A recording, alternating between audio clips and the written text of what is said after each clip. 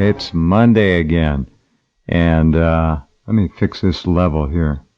There we go. Okay, another week. Things are heating up now. Watch and see what happens. We're going to talk in our second hour tonight with Donald Jeffries. We'll cover politics then, but it looks very much like, as we know, at least all of you know, Hillary is going to run. And it now looks like the earlier rumor about Romney running is correct.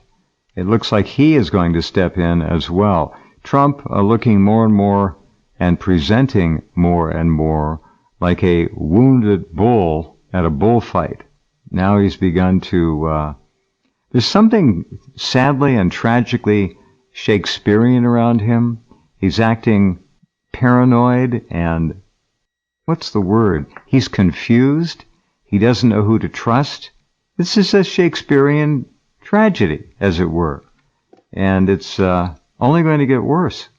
I think the guy is just completely embattled and probably trusts no one except that creep Jerry Kushner and his lovely daughter, the princess, and a few others. But I would think that the White House is a pretty dicey place these days. Anyhow, first up tonight, a man who has been observing and writing about the deteriorating, now dying, American college and university system, Professor Doom. 35 years worth, Professor. Yes? You've been at this a long time. You started when you were, what, 15? Well, I pretty much have been in higher ed all my life. So, see, I set foot on campus in the mid-'80s, so I guess it would be 35 years if you count everything. You set foot on campus in the mid-'80s? Yes. And regretted it ever since? I've seen it fall from, questionable to extremely, a lot of problems going on nowadays. These problems, excuse me, but they seem to be terminal. They seem to be deeply structural, so much so that we may see in the next, 3 to 5 years, if we are all around that long because of the threat of plague and war and pandemic and everything else, we may see 20-25%, who knows, of America's colleges and universities actually go out of business or be sold off. Is that correct? Yeah, that's actually a pretty good guess. I think Forbes recently predicted around 25% colleges and universities will go under in the next 10 years. It all depends on the student loan scam. As long as they get that money pouring in, they can barely get by. But the problem is they've grown to such huge amounts now. And the only way they can survive is to continue to grow. And the bottom line, the demographics aren't there to allow continued growth. Although, of course, the current plan is to create minority versions of every course we have, which is complete madness. We're going to get into that in just a minute. I'm wondering if the student loan, this horrible, brutal, vicious, hideous, insidious program of literally indenturing in slavery the so-called next class of leadership America for life, if that wasn't contrived and concocted to maybe feed this horrible, useless, parasitic beast called higher education and keep it alive longer? That's not entirely fair. It became parasitic because of the student loan scam. I mean, it was never. Are you sure that's the cart before the horse, maybe? I'm pretty sure because, universities have been around a very long time. Oh, understood. The student loan scam has only been around like 30 years, where universities have been around several thousand years.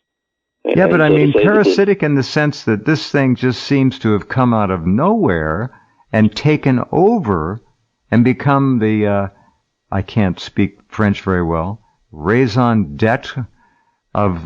pretty close, raison d'etre. The existence of the whole system. I mean, it's keeping it alive. It's weird.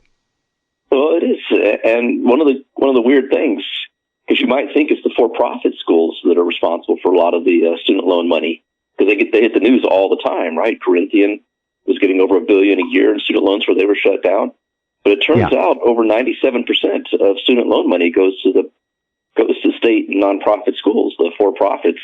While they were scammers, I'm in no way defending them. they really only represent, something over 2% of where the student loan money was going.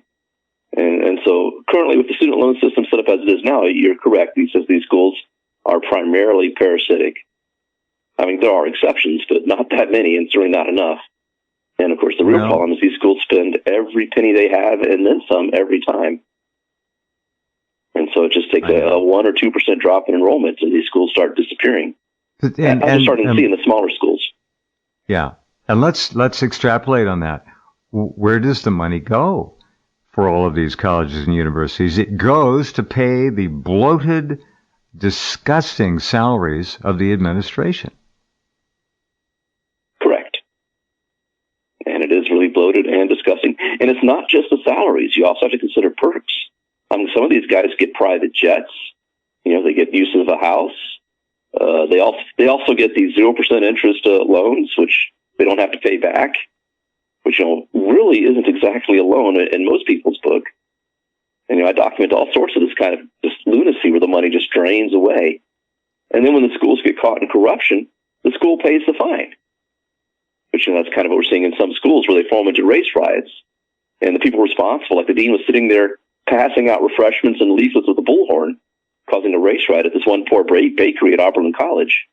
Mm-hmm. It's a $33 million settlement, but the school pays it, not the dean, who's still there. She's still pulling down $150,000 a year, even though in most places causing that kind of harm to your employer would lead to firing.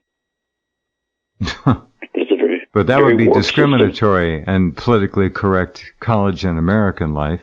That might be the case. Okay. You mentioned perks. That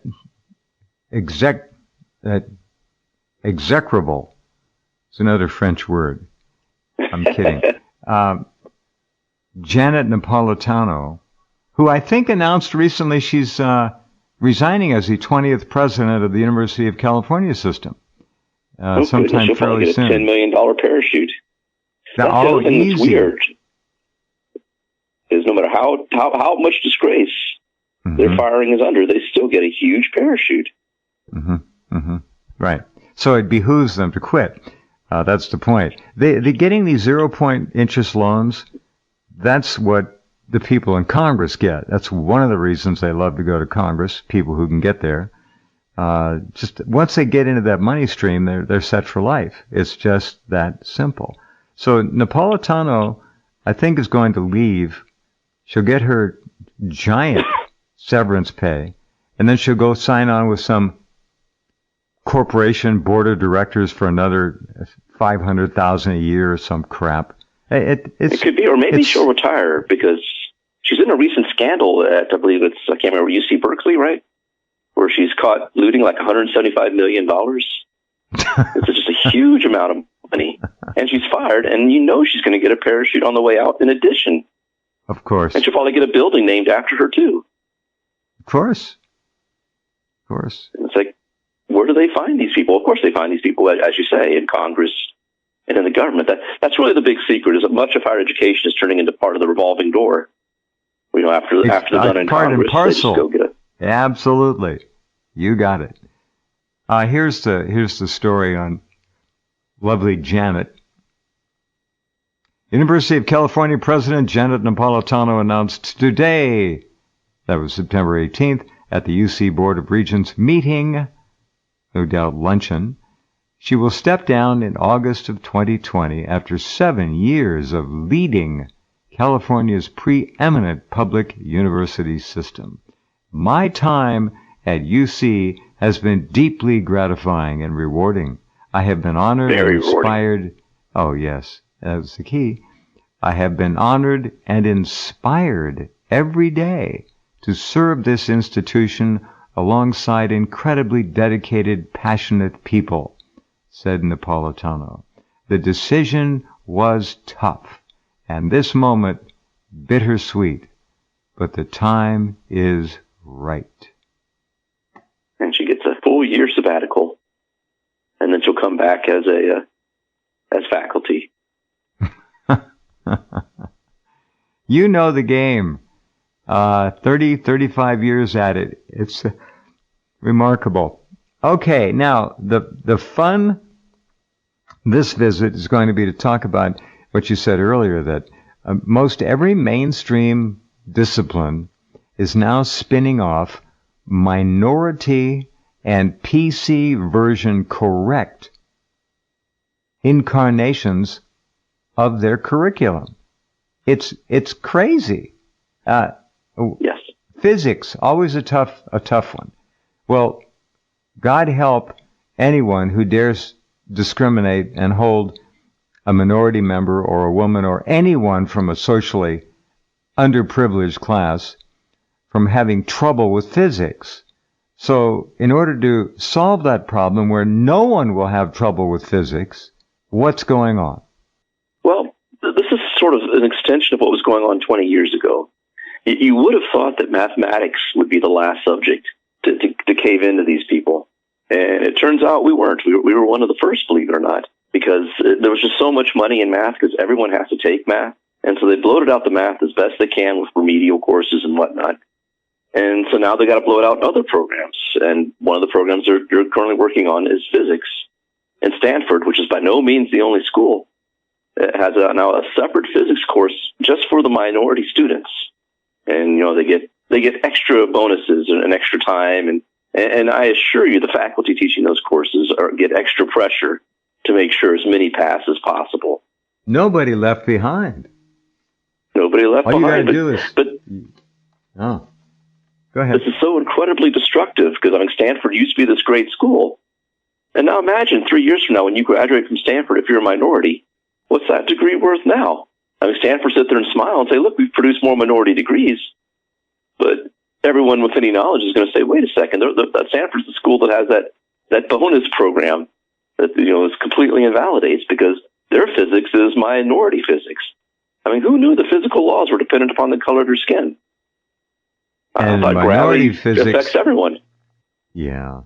And minority physics, I could pass minority physics, and believe me, I am not smart at physics. This is going to be another obscenity. I have a degree in physics, said the minority member, whoever he or she may be, in broken English, improper English, poor grammar. And what is that person going to do with it? McDonald's will no longer have openings for that physics degree in 3 or 4 more years. It'll all be robotic, certainly for the drive-up customers. It'll be based on ways of knowing, believe it or not, which is, the newest idea. Is there's no right and wrong, there's different ways of knowing. And I can see it now. If you throw a 300-pound black football player off a 10-story building and also throw a 5-foot-tall white jockey off that same building, the football player is going to land first. And you know why? Racism.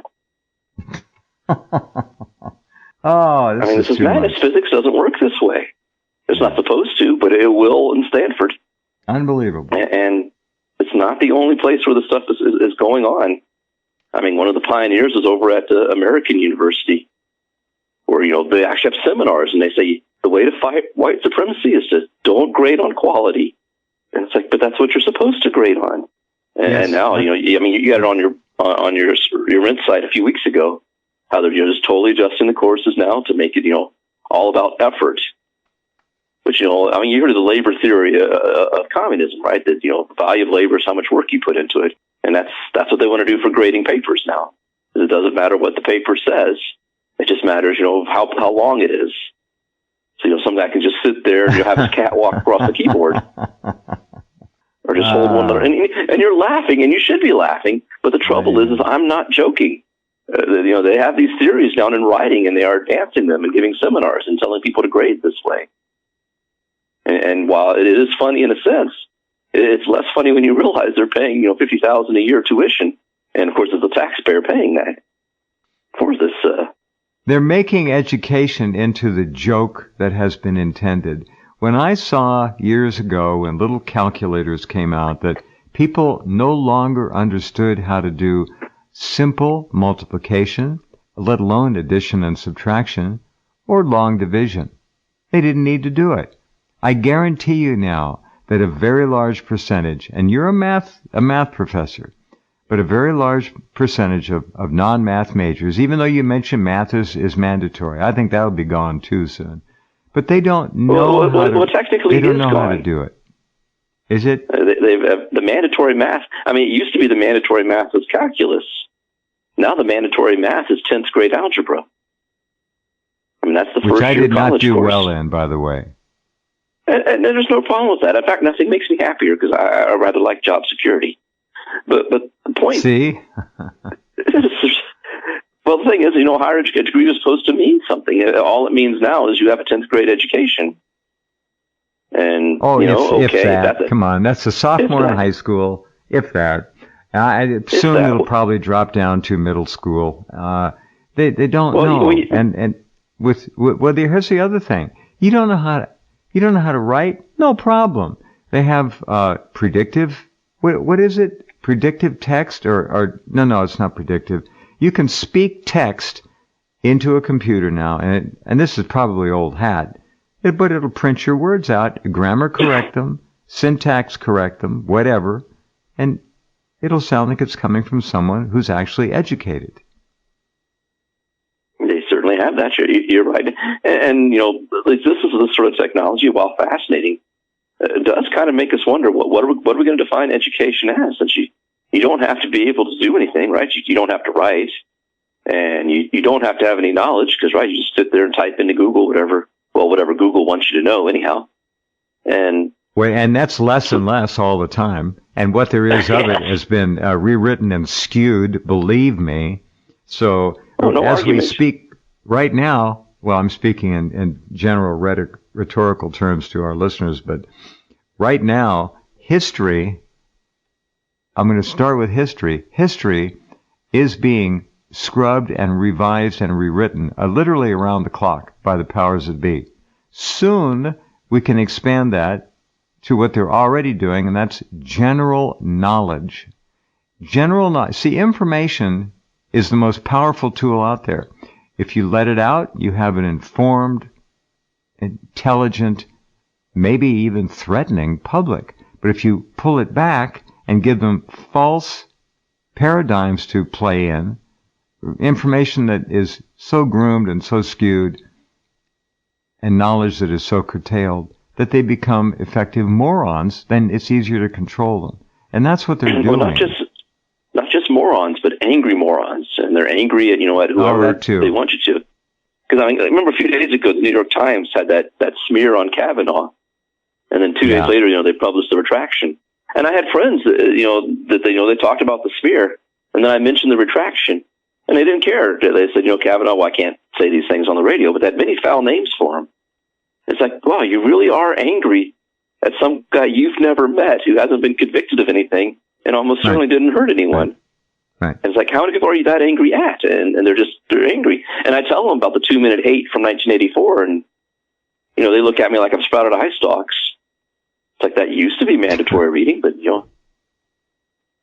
not anymore. It's like, do you understand? You're being manipulated. Reading used to be mandatory. Not anymore. Yes. Well, you have audiobooks for just about everything now as well. That's it. Sometimes. That's right. We are sliding into, part of the matrix is that intelligence and wisdom and knowledge will be taken down and replaced with servile, reactive, drooling idiots. They don't want proactive people to think, and so they are literally creating that kind of a culture and society. It's really over for anything but spontaneous, whatever that may mean, educational aptitude and brilliance, innate intelligence. That's pretty tough to degrade, although you can degrade it by putting it into an inferior nutritional environment, which is what they're doing also. There's a war on intellect here. What? Oh, there's quite a things they can do. The process is called an instupidation. I'm sure you're familiar with John Gatto. Yeah, he's what a wonderful man. How higher education, or how the school system was designed to instupidate, to make people less intelligent than they should be. And I pointed out when I looked and say monopoly. John was right. That's what they've done, and it ain't gonna change. But No. you can see signs that something has changed in our population. Like when I wrote about Monopoly, right? That game everybody plays. Yeah. And there's various places where you have to pay 10% of your income or pay 10% mortgage fee or whatever. And people can't do that anymore. No. Well, I think they sit there and use calculators. Come on. And that game came out in the 20s. Ages 8 and up. It used to be an 8-year-old could do that. Professor, if there was any fairness, let's be real. There would be a monopoly for minorities. Well, there is a socialist monopoly, so it wouldn't surprise me when it'll come out. I don't want to get how offensive it would be, but it'd be funny. Minority monopoly. There you go. We'll be right back with Professor Doom. Okay, welcome back. Talking to Professor Doom, and no single word can sum up the future, the pending future of America's higher educational system than doom. And we can tag on doom and revision. And I mean revision in the negative sense. They're taking it all down.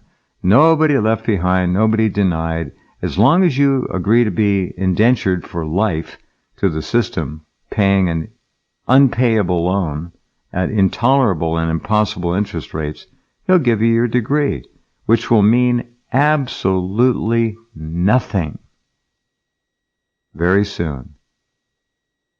So maybe 10% of degrees will actually mean something.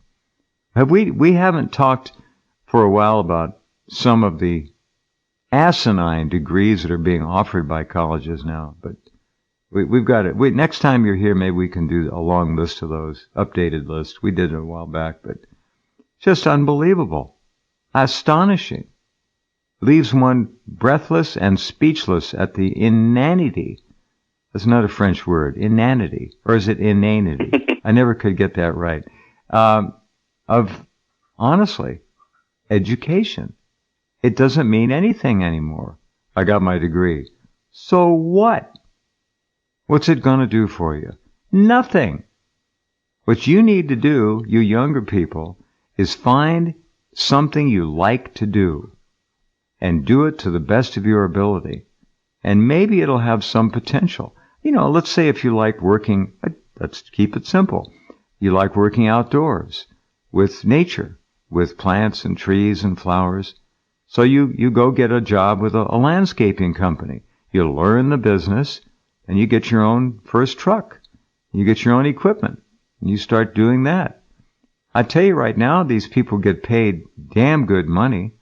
If you want to learn tree work, there's usually a wait for your local tree service to come out and take down a diseased tree or a tree that's cracked from lightning or whatever. You have to have a tree removed.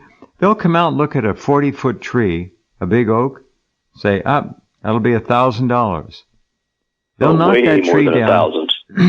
Oh, I don't know how big it is. Maybe it's 20 feet. But yeah, they'll knock that tree down. They'll cut all the small limbs off, zip, zip, zip, run it through their shredder, and then they'll buck up the wood. And you want this wood? No, get it out of here. They'll take the wood, and they'll sell it for $150 a cord. I mean, there's so many ways to make money if you're smart, but most importantly, find something you like to do. And I don't think it'll be 14th century Flemish art. It's just not marketable. Well, at least that'd be an academic subject. It says when you get that degree in interpretive dance or queer musicology, and yes, that's a degree. I'm not making that one up. Queer musicology. Queer. Yes, that's the okay. Musical preferences of homosexuals. I could have gone on 4-year without degree, hearing Berkeley. that. 4 years. And I couldn't make and that up. Where does one go? Where does one go with that degree to get a job, and what do the jobs pay? How many are there, and what's the demand? How about zero, all I can guess zero, is a DJ and zero? at gay bars. Well, it's not entirely zero, but the trouble is you don't need a degree to spin records at a gay bar. No. This is a joke. College now, in many ways, not for everyone, but for many students, has become an excuse to postpone adulthood and responsible behavior. It's just party time.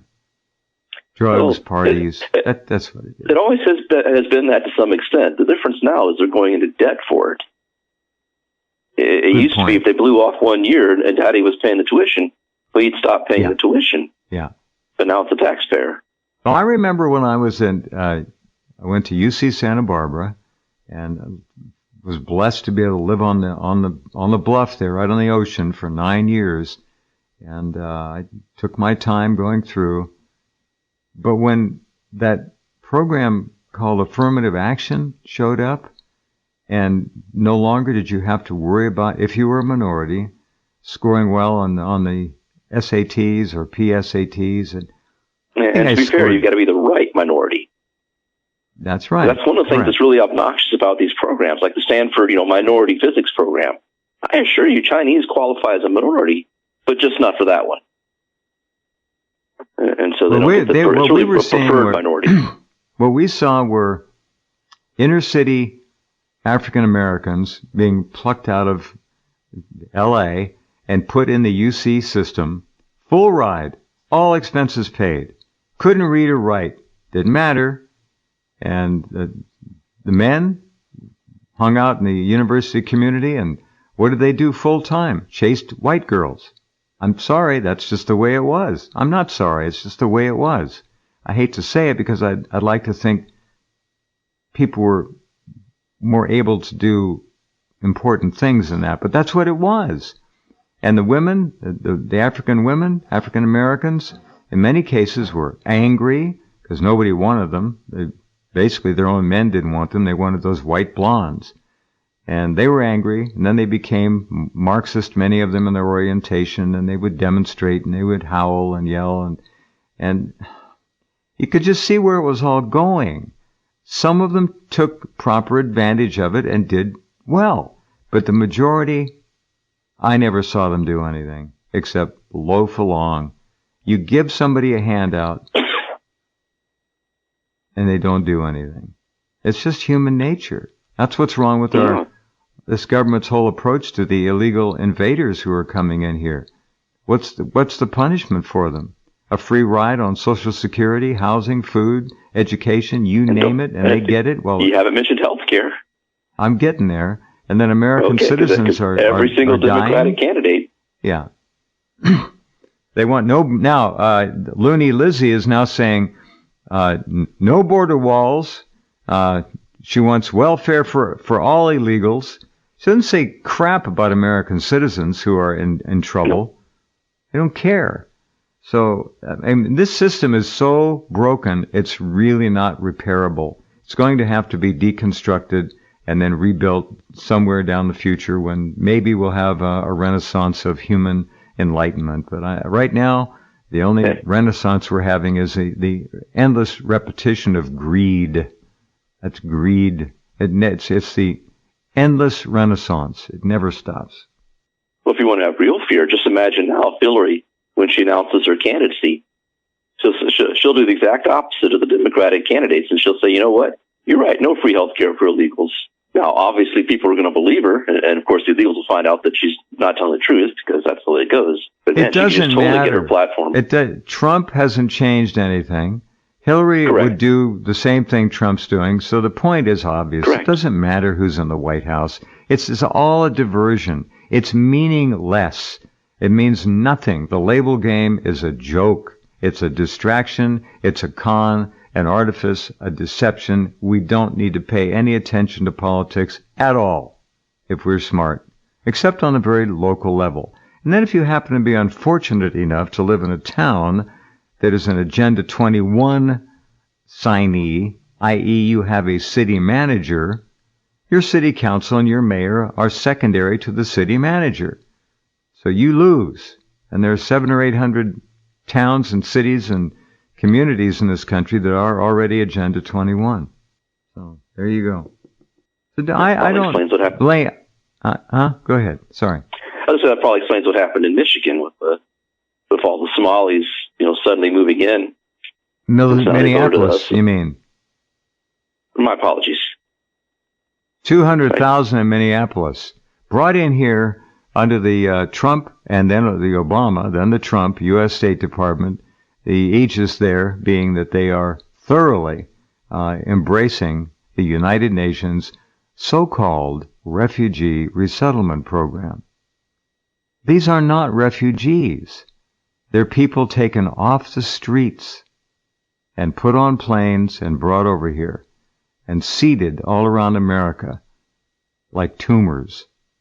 It's just unbelievable. And you're right. They're just going to grow, especially if we give them all sorts of free stuff to do it with. Right. And if they take our Second Amendment, we'll have rape gangs coast to coast. You watch. Well, it's not like we don't have empirical data from the Nordic countries. They're all. Is Sweden still the rape capital of Europe, or did Norway take them over? I can't even keep track. Sweden almost doesn't exist as a nation state anymore. It's just it's an open sewer. Gone. Communist sewer. And don't think that socialism and communism are different. They're not. I know all of you get that. Anyhow, I'm talking way too much. I'm sorry. You've got No things problem. to discuss. Go ahead. Well, the next issue is, because I know you want to go after higher ed for this lunacy of ethnic physics. But Seattle just recently had their own initiative of math ethnic studies courses. So they're not actually going to do math. They're just going to do ethnic studies in math. And again, these are published documents. You can read it with your own eyes. Oh, my God.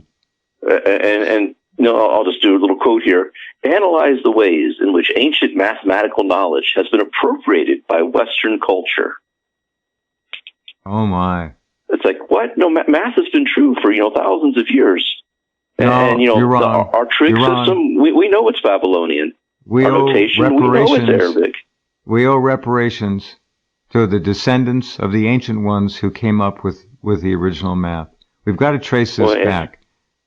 If any Babylonian citizen shows up, I guess we'll open up negotiation on that. We've got to. It's the only fair thing to do. God. And another fun quote. Let's see. Liberate people of color by using math, engineering, and technology. What? History of resistance one more and time on liberation. that. One more time. Do that again. Well, one of the sections in this math ethnic studies is to study the history of resistance and liberation as defined by ethnic studies, the stories, places, and people who helped liberate people and communities of color using math, engineering, and technology. Oh, Did they even use the word technology? God. I mean, the last slave country was basically the United States, at least in the Western world. And that was, 1860? Or 1865? Did they even have the word technology then? No, I bet you they didn't. And it's like it wasn't math that ended it. It was mostly legislation and economics. You no longer had much use of slave labor when you could build a steam engine that did 50 times as much. And the whole outline of what Seattle wants to turn mathematics into. I assure you, there's nothing in here that's recognizable as mathematics. And I've spent decades studying mathematics. This is not math. This is indoctrination. And I analyze ancient mathematicians and their contributions to mathematics. Now, there's nothing wrong with history, but we probably should be teaching students some arithmetic in the math courses. I'm just saying. That's discriminatory. I'm sorry. You can't do that anymore. Well, as you know, math is racist. No, that's right. It's racist and discriminatory, and there are cultural reasons why they should not be forced to learn white man's math. This doesn't work. I have a story up there. I've forgotten the title of it. Look for it. It's has to do with something about Seattle and November 3rd. Somebody's prognosticating a disaster of some kind in Seattle with the Space Needle and blah, blah, blah. But it's interesting. It's done by a German guy, and he has all of these pop posters, television programs, icons, all kinds of things with 11-3 in it, or 311, 11-3, 311. And it's all, and pictures of the Space Needle on all these things, musical album covers, movie scenes, movie title pages. Anyway, it's very interesting. The guy's, probably a little bit out there, but he's done it and presented it very intelligently. See if I can find the name. Come November 4th, we'll either congratulate him or ignore him. Well, that's right. I think we can already ignore him because not one of those. How many of these kinds of projections, predictions, forecasts have we seen over the years, and how many of them have ever come to pass, and how many people who have pronounced them have ever been held accountable? Like none? What do? These people make professions out of predicting things that never happen, and nobody ever comes after them or remembers. They get hit with the next one. Oh my God, guess what's going to happen on site? They forget. Well, yeah, I mean, the global warming scam couldn't possibly work if people remembered. I mean, I remember in high school. Here's another one, and I know our African-American listeners understand I am not a racist. This is just a story that came up. We talk about mass murderers, Ted Bundy and God, I can't even, Jeffrey Dahmer and all these other people. 30, 35. Here's an African-American black man who has admitted to 93 murders. And this guy worked with mass murderers. That was his job. He worked somehow with the police department or social agencies working with mass murderers. And then there's an illegal black who has come across the border who is suspected of killing over 750 people. This is the kind of people that are coming across the border. Yes. That guy's been busy. And all the pictures of the victims so far are, guess what color?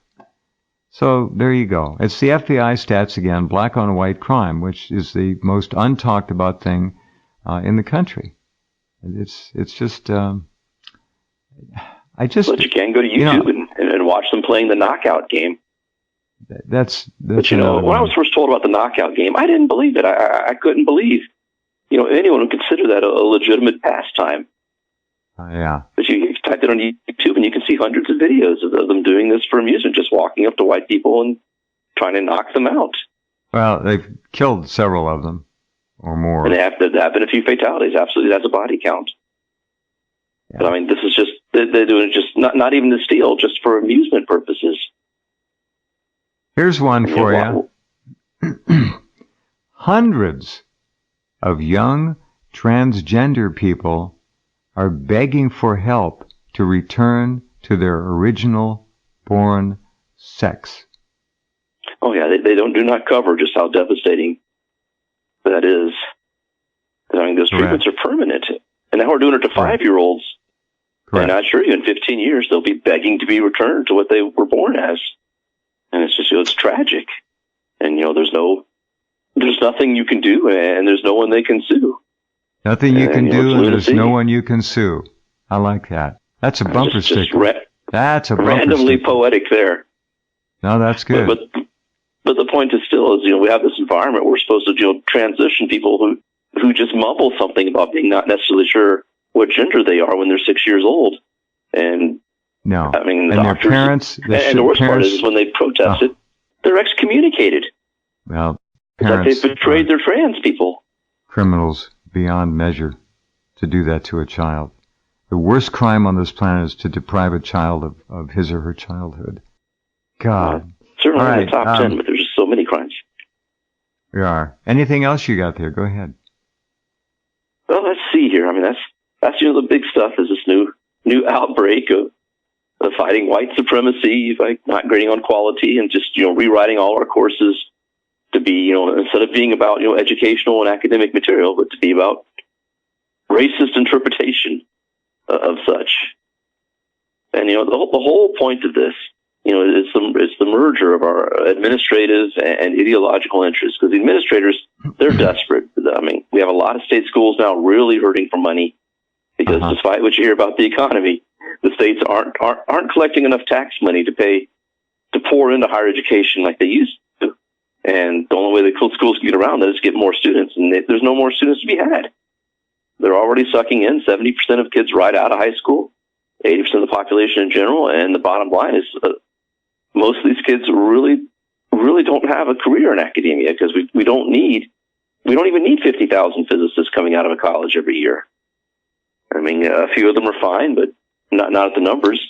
But it doesn't matter. They always want more. And remember that India graduates more PhDs every year than all of our colleges and universities graduate people with bachelor's degrees. More PhDs. I can believe it. And this is the other issue is these degrees, even if they were worth something, they're still not worth all that much just to the sheer quantity that we're printing now. I mean, even if they were legitimate academic degrees. And this thing, there's been a huge PhD glut for, a decade now. And it used to be getting into graduate school was a difficult thing because, they realized, hey, look, we really don't have jobs for everyone that we put in this, that we admit that applies. Right. And so we only admit a few people.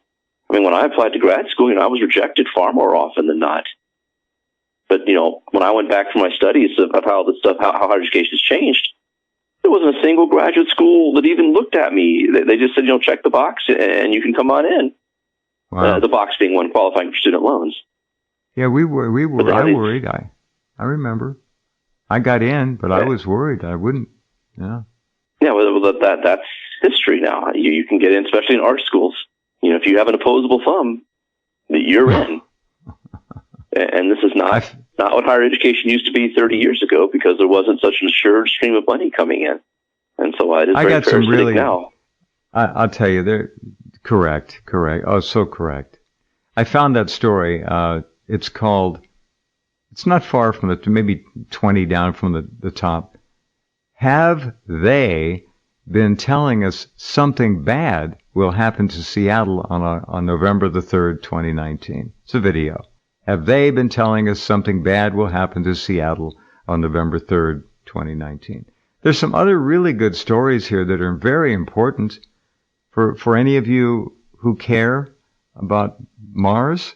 This is the second time NASA scientist says we're close to a huge reveal about life on Mars.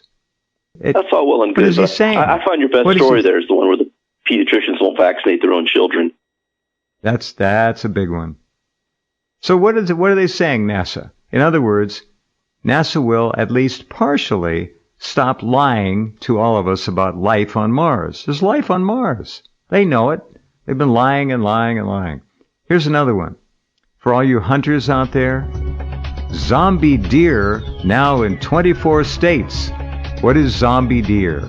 It's mad cow disease in deer, renamed chronic wasting disease. And it's transmissible, and you can get it, and you, believe me, don't want to get it. And these deer don't show symptoms until they're nearly dead. That's when they start to stagger around and drool. So, good luck. Here's another one. Guns Save Lives. A huge video collection about these stories. And there are many, many, many of them all the time that you never hear in the communist press. Democrats praise the demon Moloch on Twitter after Fox News fires host for exposing their worship of it. And these things, you can't make this stuff up. And as you heard Professor Doom say, most pediatricians won't vaccinate their own kids. You can figure that one out. Listen, my friend, thank you for being here. That was good. Always valuable information. Talk to you next month. Take care. Always a pleasure. You too. Okay. Good night. Professor Doom. There's a lot of good stuff up there to read.